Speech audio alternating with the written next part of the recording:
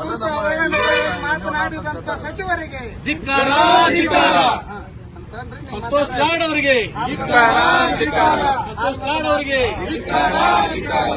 ನಮಸ್ತೆ ಎಲ್ಲ ಜನತೆಗೆ. ಏನು ಇವತ್ತು ಕರ್ನಾಟಕದಲ್ಲಿ ಸಚಿವ ಸಂಪುಟ ಸಚಿವರಾಗಿ ಏನು ಈ ಸಂಗೊಳ್ಳಿ ರಾಯಣ್ಣ ಅವರ ಜನವರಿ 26 ಒಂದು ಜಯಂತಿ ನಿಮಿತ್ತವಾಗಿ ನಾವು ಕರೆದ್ರೆ ಅದು ಎದಕ್ ಮಾಡ್ತೀರಿ? ಅದು ಏನು ಉಪಯೋಗ? ಅದರಿಂದ ನಿಮ್ ಬೆನಿಫಿಟ್ಸ್ ಅಲ್ಲಿ ಏನಿದೆ ಅವೆಲ್ಲ ಬಿಟ್ಟು ನೀವು ಶಿಕ್ಷಣ ಕ್ಷೇತ್ರಕ್ಕೆ ಒಳ್ಳೆ ನೀವು ಆದ್ಯತೆ ಕೊಡಬೇಕಂತ ಹೇಳಿ ಸಚಿವರು ಹೇಳ್ತಾರೆ. ಸಚಿವರೇ, ಒಂದ್ ಮಾತು ನಿಮಗೆ ಕೇಳಕ್ ಇಷ್ಟಪಡ್ತೀನಿ. ಮುಂಬರುವ ದಿನಮಾನಗಳಲ್ಲಿ ನೀವೇನು ವೋಟ್ ಬ್ಯಾಂಕಿಗೋಸ್ಕರ ಓಡಾಡ್ತಾ ಇದ್ದೀರಿ, ಆದ್ರೆ ಇಂಥ ಮಾನ್ ವ್ಯಕ್ತಿ ಸ್ವತಂತ್ರಗೋಸ್ಕರ ತನ್ನ ಇಡೀ ಜೀವನವನ್ನು ಮುಡುಪಾಗಿಟ್ಟು ಜನವರಿ 26 ತಾವು ಮಾಡಿದ ದಿನ ನಮಗ ದೇಶಕ್ಕಾಗಿ ಸಂವಿಧಾನ ಜಾರಿಗೊಳಿತು. ಅದೇ ಆಗಸ್ಟ್ 15ಕ್ಕೆ ಅವರ ಹುಟ್ಟಿದ ದಿನ. ಅಂತ ಮಾನ ಪುಣ್ಯಾತ್ಮಗೆ ನೀವು ಈ ತರ ಒಂದ್ ಮಾಡಿದರೆ ನೀವೇ ಎಲ್ಲ ಸಂಘಟನೆಗಳಿಗೆ ನೀವೇ ಬೆಂಬಲ ಕೊಡಬೇಕು. ಆದ್ರೆ ನೀವೇ ಈ ತರ ಮಾಡ್ತಿದ್ರಿ. ಆದ್ರೆ ಮುಂಬರುವ ದಿನಮಾನಗಳಲ್ಲಿ ಏನ್ ಈ ಸಮಾಜದ ಜನರಿದಾರ ಅದಕ್ಕೆ ತಕ್ಕ ಪ್ರತಿಕ್ರಿಯೆಯನ್ನು ಕೊಡಲಿದ್ದಾರೆ ಅಂತ ಹೇಳ್ತಾ ನಾನು 2 ಮಾತುಗಳನ್ನು ಮುಗಿಸ್ತೇನೆ. ಜೈ ಹಿಂದ್, ಜೈ ಕರ್ನಾಟಕ.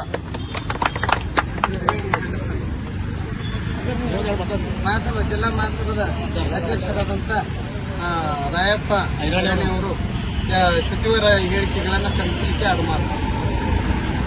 ಇವತ್ತಿನ ದಿನ ಈ ಒಂದು ಧಾರವಾಡದ ಹೃದಯ ಭಾಗದಲ್ಲಿ ಇರ್ತಕ್ಕಂಥ ಸಂಗೊಳ್ಳಿ ರಾಯಣ್ಣನ ವೃತ್ತದಲ್ಲಿ ಈ ಒಂದು ರಾಯಣ್ಣನ ಹುತಾತ್ಮ ದಿನಾಚರಣೆ ಆಚರಣೆ ಕಾರ್ಯಕ್ರಮಕ್ಕೆ ಕಾರಣಾಂತರಗಳಿಂದ ಬಂದಂತ ನಮ್ಮ ರಾಜ್ಯದ ಸಚಿವ ಸಂಪುಟದ ಮಂತ್ರಿಗಳಾದಂಥ ಸಂತೋಷ್ ಲಾಡ್ ಸಾಹೇಬರಿಗೆ ಬರಮಾಡಿಕೊಂಡ್ರೆ ಅಲ್ಲಿಗೆ ಬಂದು ತಪ್ಪು ಹೇಳಿಕೆಗಳನ್ನು ನೀಡಿ ರಾಯಣ್ಣನಿಗೆ ಅವಮಾನ ಮಾಡಿದಂತ ಈ ಒಂದು ಸಚಿವರಿಗೆ ಶ್ರೀಗಳನ್ನು ಯಾವುದೇ ರೀತಿಯಾಗಿ ಇಂಥ ಕಾರ್ಯಕ್ರಮಗಳು ಮಾಡಬಾರದು, ಫೋಟೋ ಇಟ್ಟು ಪೂಜೆ ಮಾಡಿರಂತರು ಇವೆಲ್ಲ ಹೇಳಿಕೆಗಳನ್ನು ನಾವು ಖಂಡಿಸ್ತೇವೆ ಸಮಾಜದಿಂದ. ಯಾಕಂದ್ರೆ ಇಂಥ ಒಂದು ಮಹಾನ ಪುರುಷನ ಈ ಬಲಿದಾನದ ದಿನವನ್ನು ಆಚರಿಸಿ ಯುವ ಪೀಳಿಗೆಗೆ ನಾವು ಮಾದರಿ ಆಗಬೇಕು, ಇವನ ತತ್ವ ಸಿದ್ಧಾಂತಗಳನ್ನು ಅಳವಡಿಸಿಕೊಳ್ಬೇಕಂತೇಳಿ ನಾವು ಜಾಗೃತಿ ಮೂಡಿಸುವುದಕ್ಕೋಸ್ಕರ ಈ ಒಂದು ವೃತ್ತದಲ್ಲಿ ರಾಯಣ್ಣನ ಹುತಾತ್ಮ ದಿನಾಚರಣೆ ಆಚರಣೆ ಮಾಡಿದ್ದೇವೆ. ಆದರೆ ಸಚಿವರು ಈ ಹೇಳಿಕೆಯನ್ನು ನಾವು ಸಮಾಜದವರು ತೀವ್ರವಾಗಿ ಖಂಡಿಸ್ತೇವೆ ಅಂತೇಳಿ ಈ ಮೂಲಕ ತಮಗೆ ನಾನು ಆಗ್ರಹ ಮಾಡ್ತೇನೆ. ನಮ್ಮ ನಗಟ್ಟಿ ಇವತ್ತು ಏನು ನಾವು ಧಾರವಾಡದಲ್ಲಿ ಸಂಗೊಳ್ಳಿ ವೃತ್ತದಲ್ಲಿ ಸಂಗೊಳ್ಳಿ ರಾಯಣ್ಣನ ಬಲಿದಾನ ದಿವಸ ಆಚರಣೆ ಮಾಡ್ತಾ ಇದ್ದೀವಿ.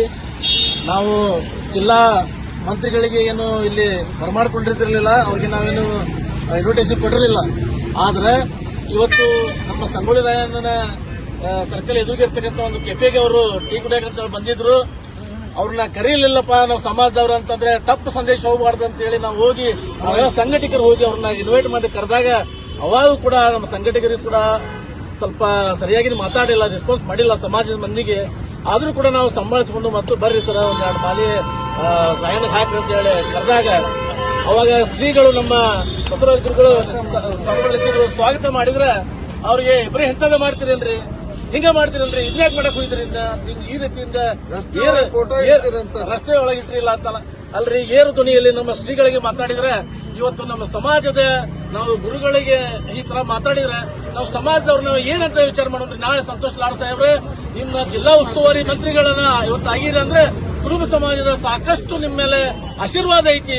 ದಯಮಾಡಿ ಇವತ್ತು ನೀವೇನು ಇವತ್ತು ಸಭೆಗೆ ಬಂದು ಈ ತರ ಸಂಗೊಳ್ಳಿ ರಾಯಣ್ಣರಿಗೆ ಮತ್ತು ನಮ್ಮ ಜಗದ್ಗುರುಗಳಿಗೆ ನೀವು ಅವಮಾನಿಸಿದ್ದೀರಿ ಅಂತೇಳಿ ಈ ಮೂಲಕ ನಾನು ಖಂಡನೆ ವ್ಯಕ್ತಪಡಿಸ್ತೀನಿ. ಜಿಲ್ಲಾ ಮಂತ್ರಿಗಳು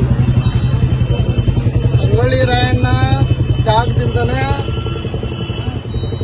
ಕಾರ್ಯಾಂಗ, ನ್ಯಾಯಾಂಗ, ಶಾಸಕಾಂಗ ರಚನೆ ಆಗಿರೋದು.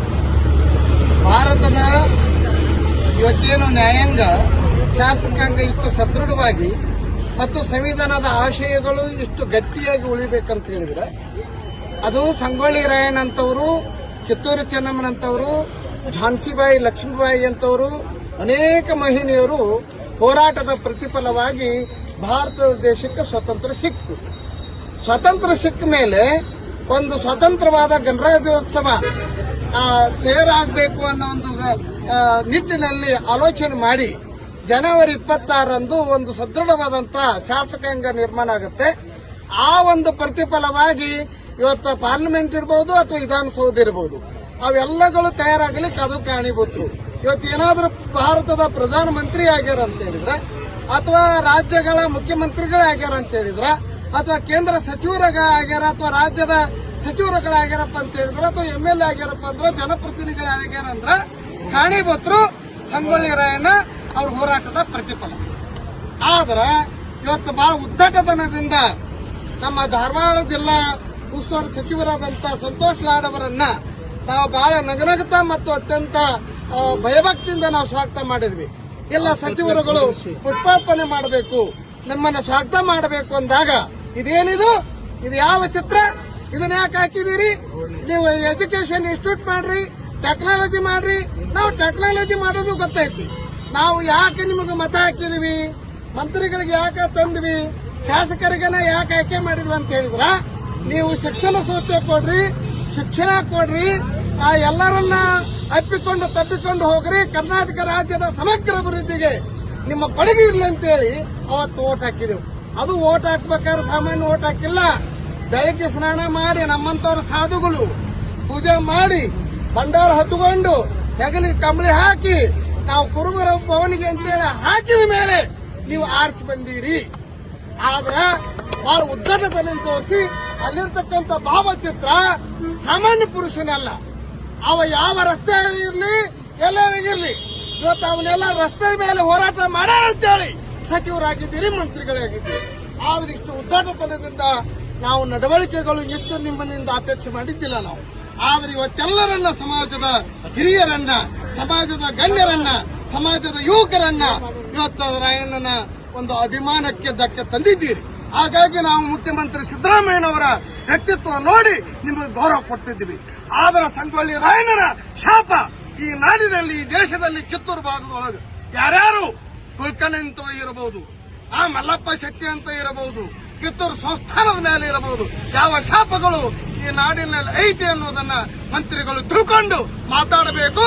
ಇನ್ನು ರಾಯಣ್ಣನ ಕುರಿತು, ನಮ್ಮಂತ ಸಾಧು ಸತ್ಪುರುಷರ ಕುರಿತು, ನಮ್ಮ ಸಮಾಜದ ಕುರಿತು ಮಾತನಾಡುವಾಗ ಬಹಳ ಎಚ್ಚರ, ಬಹಳ ಹುಷಾರಂತ ನಾನು ಮಂತ್ರಿಗೆ ಹೇಳ್ಕೊಳ್ತೇನೆ.